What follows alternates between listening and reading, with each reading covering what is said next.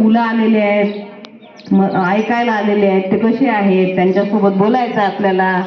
तर मला असं कळलं त्या फोनवरून की अतिशय बुद्धिवान पोरं इथं आलेले आहेत, सुपर कम्प्युटर, ज्यांचा मेंदू अतिशय सुपर कम्प्युटर सारखा चालतो.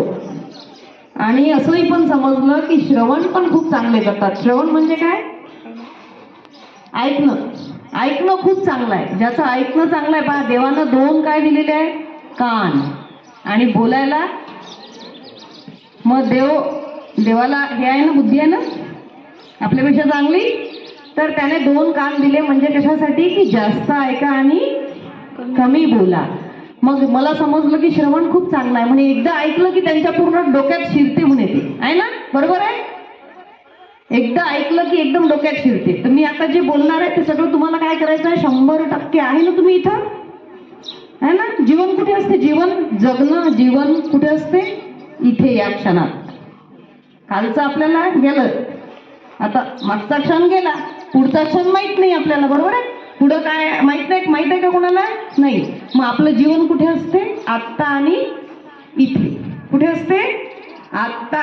आत्ताच असते जीवन आणि इथे असते. मग आत्ता आणि इथे आपलं चांगलं झालं पाहिजे. जे काही करायचं आहे ते कधी करायचं? इथे आणि आत्ता. तर तुम्ही सगळे अतिशय बुद्धिवान मुलं आहे, मुली पण अतिशय.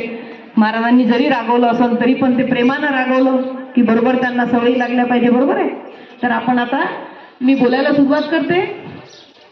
ब्रह्मानंदम परमसुखदम केवलम ज्ञानमूर्ति द्वंद्वातीतं गगनसदृशं तत्त्वमस्यादिलक्ष्यम् एकं नित्यं विमलमचलं सर्वधी साक्षिभूतं भावातीतं त्रिगुणरहितं सद्गुरु तन्नमामि.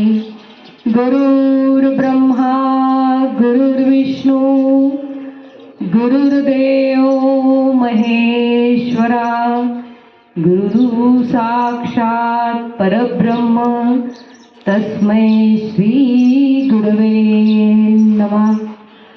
वासुदेव महाराज की जय, गजानन महाराज की जय. आणि तुम्हाला जे तुमचे गुरु शिकवत आहेत सध्या ते कोण? ज्ञानेश्वर महाराज की जय. बघा, या पृथ्वीवरचा जिथे कुठे माणूस आहे, माणूस म्हणजे